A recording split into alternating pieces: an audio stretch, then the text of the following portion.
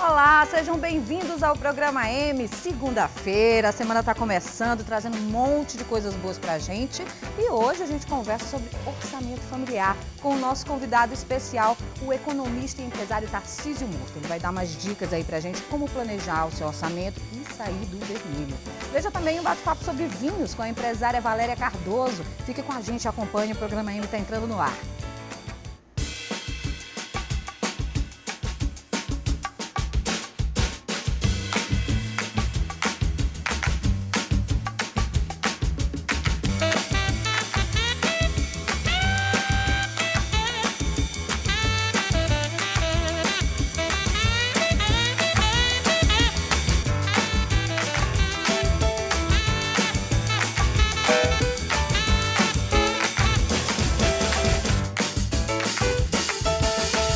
Boa tarde, eu sou Paula Veloso e o nosso Programa M já está no ar. Hoje a gente vai conversar sobre a elaboração do orçamento familiar, que não é uma tarefa fácil, mas é necessária para quem tem planos para o seu futuro e, lógico, da sua família também, né? As pesquisas mostram que metade dos brasileiros estão endividados. E todo começo do ano vem aquela promessa, né? Agora eu vou me organizar. Bem, a gente já está na metade de abril. E aí, você já conseguiu? Para dar aquela forcinha pra gente, eu recebo o economista e empresário Tarcísio Murta. Seja muito bem-vindo ao Programa M, Tarcísio. Obrigado. Hoje a gente vai ter uma tarefa aí nada fácil, né? Tentar ensinar o pessoal de casa a se planejar um pouquinho aí, né? Porque afinal de contas, todo ano é a mesma coisa. Depois do carnaval a gente se organiza, né? E nada. Por que isso acontece? Bom, as pessoas, no geral, elas têm uma predisposição a sempre partir para o consumo. Então, toda desorganização orçamentária nasce desse princípio. Porque com o dinheiro você só pode fazer duas coisas, ou investimento ou consumo.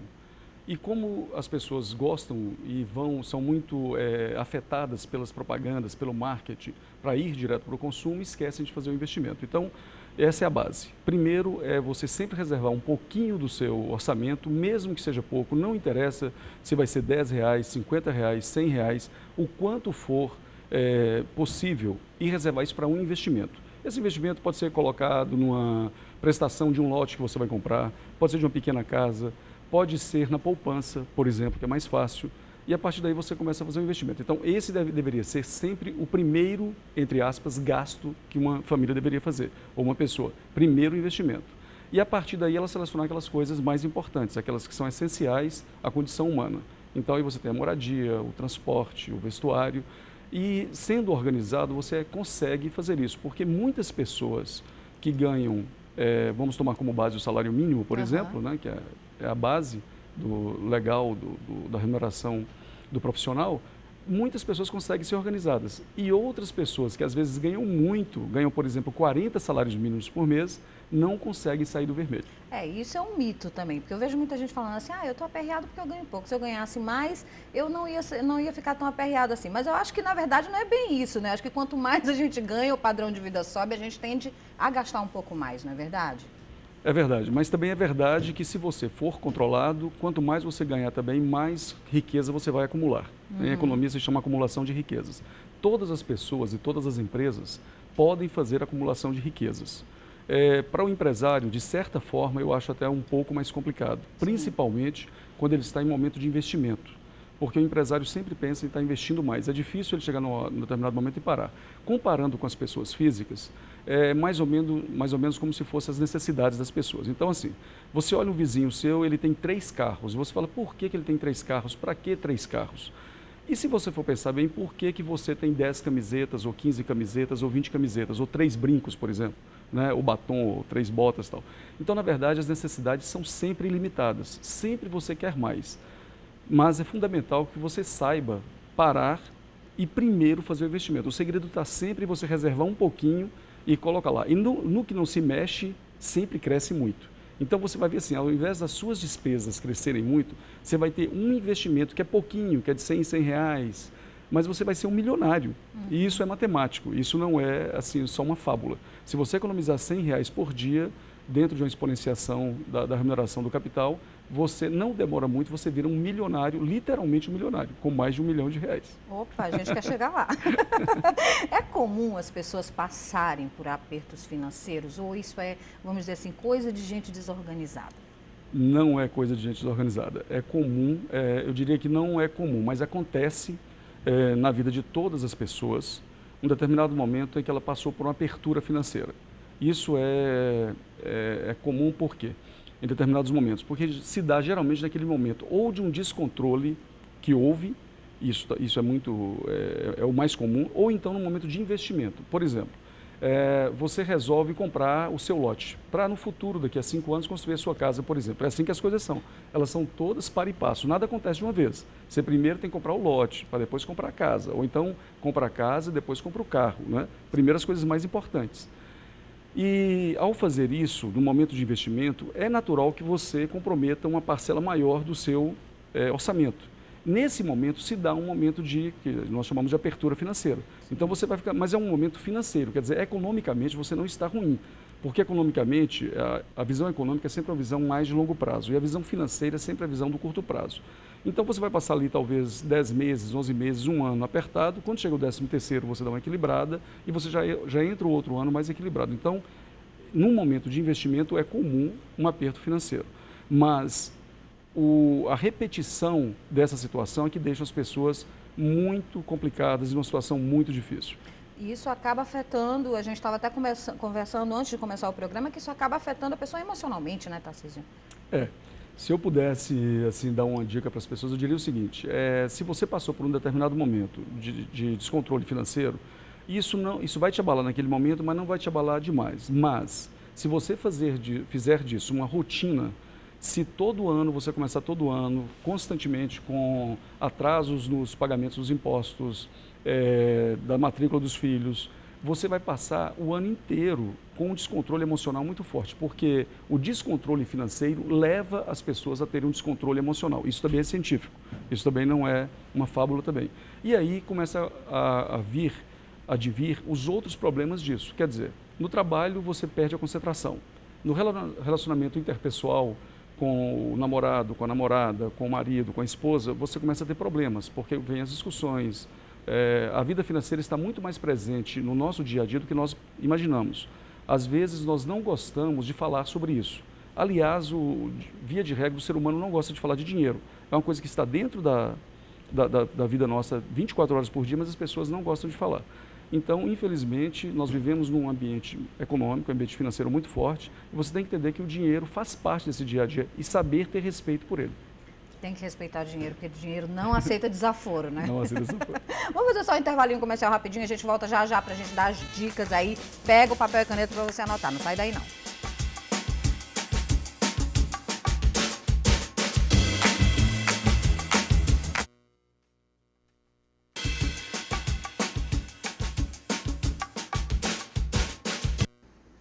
Estamos de volta com o economista e empresário Tarcísio Murta, que está dando umas dicas para a gente aqui, para a gente planejar melhor o nosso orçamento familiar e sair do vermelho, né, minha gente? Porque, afinal de contas, quem é que quer ficar com dívida, né? Ninguém. Tarcísio, vamos lá. Orçamento familiar não é só anotar as continhas na caderneta, né? Tem aí um planejamento, eleger prioridades, controlar o caixa. Como é que a gente faz isso? Bom, é fundamental que você tenha isso organizado realmente numa anotação. Muitas pessoas falam, eu tenho tudo na cabeça, tá tudo, eu sei quais são as minhas prioridades, mas é fundamental. E para fazer um bom planejamento, o que você deve fazer primeiro é eleger as suas prioridades de curto, médio e longo prazo. Isso é fundamental, quer dizer, o que você quer fazer agora nesse momento. Então, nesse momento eu quero, por exemplo, organizar as minhas contas. Para organizar as contas, que é um passo que todo mundo tem que passar por ele em um determinado momento, você deve primeiro conversar com seus credores, seja quem for os credores. Ah, mas é um super cartão de crédito. É a maior bandeira de cartão de crédito na carteira mundial. Como que eu consigo falar com ele? Você vai ter um canal para falar com ele. É o seu gerente que foi quem te concedeu aquele cartão. Você tem um endividamento, por exemplo, com financiamento de um veículo ou de uma moto, seja o que for, um eletrodoméstico. Então você tem que organizar isso, porque se isso já está acima da sua capacidade de pagamento, primeiro tem que começar por aí. Então, o primeiro passo, organizar as finanças. Esse é o primeiro passo. Você tem que fazer caber no seu orçamento o seu rendimento, as suas despesas têm que caber no seu rendimento. E nunca deixando de eleger, então, já nessa nova fase, o que vai passar a ser para nós agora a coisa mais importante, o item mais importante. Nós já regularizamos a questão das dívidas, chamamos os credores, falamos o que nós podemos fazer, como nós podemos pagar, todos vão entender, porque ninguém quer perder. Então, todos sabem como te conceder um crédito. Os cartões de crédito sabem que cobraram de você 13,9% ao mês, que é um juro exorbitante em qualquer lugar do mundo. Aliás, no caso, esse do Brasil é o maior do mundo, que dá 381,76% ao ano. Ai, que absurdo. É uma coisa incrível, é uma coisa que contando no exterior, quando eu, eventualmente eu falo para uma palestra no exterior que você conta, ninguém acredita nisso. Então, quando você paga só o mínimo do cartão de crédito, ou quando você atrasa o cartão de crédito todo, o juro que você paga chega a esse patamar de quase 400% ao ano. Nenhum ser humano consegue pagar uma dívida dessa. Jamais estou fomentando aqui o não pagamento, não é isso. Você deve pagar em dia as suas dívidas. Mas houve o atraso, houve uma cobrança exorbitante, tem que chamar para negociar. Negociou, você regularizou o seu orçamento em relação às dívidas, vamos agora para o que interessa. O que interessa? Insistindo, ratificando no primeiro item nosso, reservar uma parcela, por menor que seja. Não tem problema de ser muito pequenininha. Pode ser até R$10. Qualquer coisa que você guarde por mês porque, é importante. Paula, é fundamental porque você começa a criar o hábito da acumulação de riquezas. E isso tem muita energia. O universo vai passar a conspirar para você agora do lado positivo. Então você guarda um pouquinho, depois você coloca mais um pouquinho, você começa a ter o hábito de poupar, de acumular riquezas. Isso vai dar um resultado incrível no médio e no longo prazo, não dá resultado a curto prazo. É claro que se você colocou R$50 na poupança esse mês, depois colocou mais 50, você vai ter os 150 com os juros de 6% ao ano, que é o juro da poupança. Parece pouco, só que em um determinado momento, os juros passam a significar mais do que as entradas de capital. Isso vai se dar com bastante tempo, mas esse bastante tempo vai acontecer, porque se tudo der certo na sua vida, se der certo nas nossas vidas, nós vamos morrer bem velhinhos de bengala na mão. E é cada isso que a gente espera, né? É isso que a gente espera. Esse é o nosso futuro bom. E a gente espera também que nós mesmos vamos pagar a nossa assistência hospitalar, esse tipo de coisa. Então, o primeiro passo desse novo momento de organizar é você reservar uma cota para investimento. Fundamental isso. E dos consumos, você ver a sua realidade. Eu gostaria, se você me permitisse, Paulo, de me dirigir agora às mulheres. As mulheres, né? Que consomem mais do que todo mundo. Esse é um problema muito sério. É porque o apelo às mulheres é muito grande. Sim, é muito grande. Sem dúvida. É um apelo fortíssimo que as mulheres sofrem de consumo. Então, se você entra num shopping center, por exemplo, foi lá para comprar um sapato, uma sandália, né? Por exemplo. É muito difícil você sair só com a sandália, porque tem o cinto, tem a bolsa, tem os adereços, tem o brinco. Então, você acaba levando mais do que o seu orçamento permitia. Então, fundamental, esse segundo passo nosso, né? Agora vai ser o nosso terceiro passo. Fundamental, não gastar mais do que o planejado. Então, você vai fazer um plano de demanda. É um nome meio, é um economês, mas é assim que chama, plano de demanda. O que é? É lista de compras. O plano de demanda é uma lista de compras. Você pode ter plano de demandas para o curto, para o médio e para o longo prazo. O que é o do curto prazo? O curto prazo é você vai ao supermercado, primeiro, não vá ao supermercado com fome. Isso é uma dica sensacional, gente. Com fome a gente compra o dobro do que a gente precisa. O dobro chega a dar quase o dobro de alimentos do que você vai comprar. Chega a uma coisa muito estranha que você compra até coisas que não são alimentos quando você está com fome. É uma coisa impressionante. Parece uma coisa simples, parece até uma coisa muito rasteira, mas não é rasteira, é científico também. Vai fazer compras no supermercado, faça a sua refeição e compre o que você anotou na lista, o que precisa. Porque você não vai se enganar na hora de fazer a relação. Você vai fazer uma relação porque você vai na despensa, olha as coisas que você tem, que é o seu inventário, você vai falar, eu tenho 3 quilos de arroz, eu só preciso de mais 2. Põe 2, não vai comprar um de 5 quilos, porque não precisa. Né? Sem contar que vai perder, porque pode perder. Isso serve também para as coisas do shopping, serve também para as coisas da Rua Grande, serve também para aquele bazar que você vai. Para tudo onde você for, você tem que ter uma lista. Se não tiver a lista, o seu impulso vai falar mais forte do que você. Então, fundamental, ter uma lista de compras para o curto prazo, que é essa compra do dia a dia, para o médio prazo, que seria aquele plano de comprar a moto, de comprar o carro, de comprar o apartamento, comprar o lote, essas coisas são de médio prazo. E o que é do longo prazo? O longo prazo é o investimento. Na verdade, é aquele que você fez lá no segundo passo, depois que organizou as suas contas. Esse vai te acompanhar a vida inteira, porque nas suas necessidades você vai lançar mão do seu investimento. Olha aí, gente, boa dica. E outra coisa, a gente esquece esse negócio de cartão de crédito, a gente paga depois, a gente fica com essa ilusão de que cartão de crédito é dinheiro de plástico, mas só passando, quando vê nessa história do impulso, já foi, né? Mulher principalmente. Já foi e sobram as dívidas, porque depois o cartão de crédito que terceiriza a cobrança, ele passa a te fazer as cobranças nos horários normais, via telefone, depois começa a te fazer a cobrança à noite, te deixando já inoportuno, em momentos inoportunos, já te deixando incomodado. Às vezes você está na faculdade, eu presencio isso, eu sou professor universitário, ministro aulas de finanças, de economia, e às vezes eu fico vendo determinados alunos recebendo telefones incessantes. Bem desagradável. E você, né? vê pelo semblante o que é aquilo. E às vezes você está na sua missa de domingo, você está no seu culto lá da sua igreja, você está num momento de um momento mais assim, telúrico seu, e tem o telefone te ligando, cobrando, porque eles são impessoais. Na verdade, quem te cobra não é exatamente o cartão de crédito que te deu o crédito. É uma empresa responsável. É uma empresa terceirizada e ela não quer saber. É uma empresa que está lá, às vezes está fora do Brasil, com pessoas falando português, mas ligando de lá, te cobrando.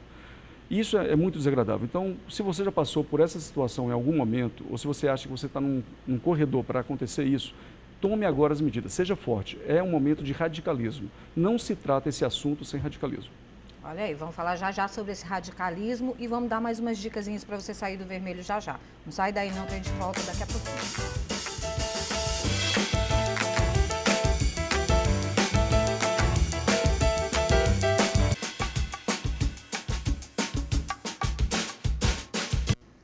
Estamos de volta aqui com o Tarcísio Murta. A gente está conversando hoje sobre economia, sobre dívidas, para a gente sanar as nossas dívidas. Estamos dando também aqui uma importânciazinha aí para o investimento, né? Estamos dando umas dicasinhas para você aí de casa. Vamos falar agora para sair do vermelho, o que a gente tem que evitar, o que a gente tem que cortar, como negociar os débitos, Tarcísio. Bom, então começa tudo com negociar os débitos. É o primeiro passo quando você já está nessa situação.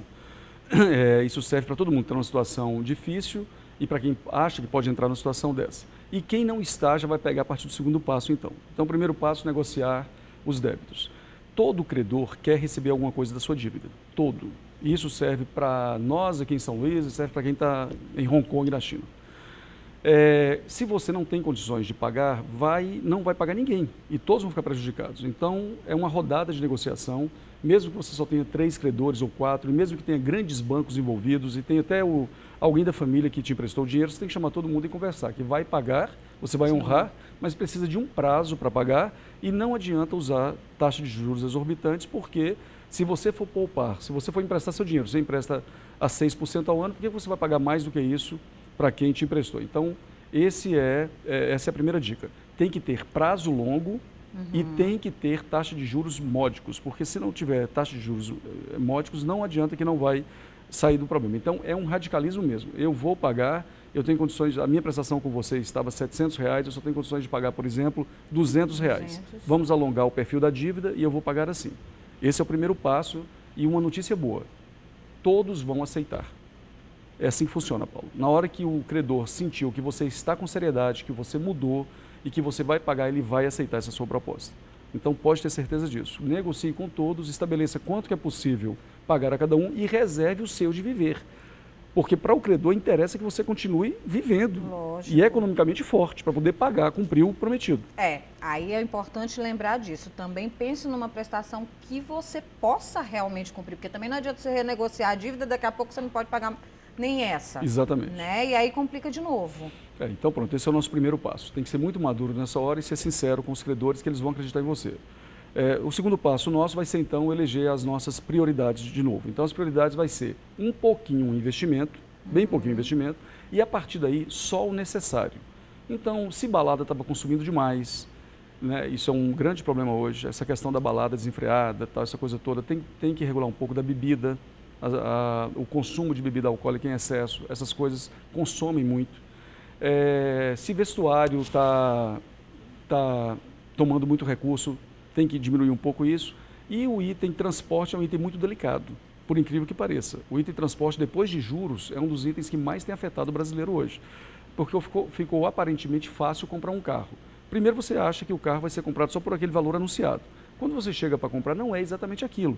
Porque tem o IPVA, tem o seguro, tem um adicional disso, daquilo. Você pode colocar no mínimo mais 15% do valor anunciado, que é o que você vai comprar o carro.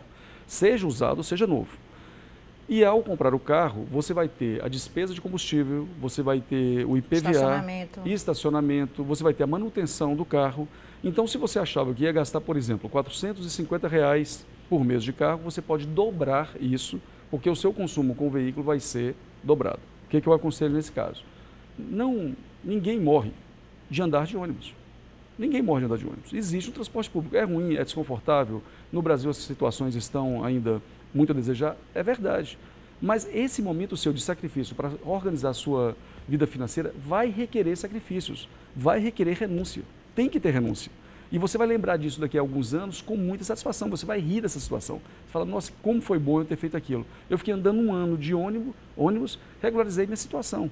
E pronto, é isso que você deve fazer. Você não pode comprometer, no máximo, você tem que comprometer 30% da sua renda, no máximo, com todo o item transporte, envolvendo a prestação do carro, a manutenção, IPVA, essa coisa toda. Tudo isso.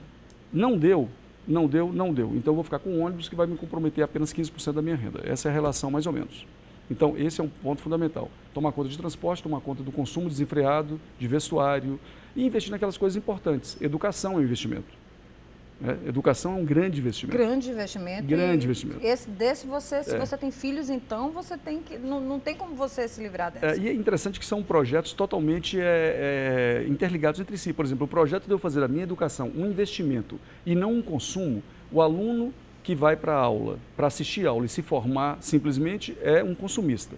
O aluno que vai para a faculdade ou para o colégio, um curso técnico, por exemplo, para estudar e para aprender é o investidor. Entende a diferença?